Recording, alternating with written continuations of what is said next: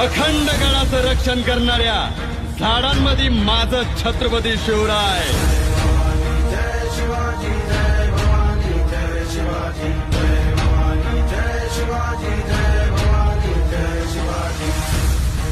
धगधगत्या आबाळामधून पडणाऱ्या कडकडत्या इजांमध्ये माझं छत्रपती शिवराय.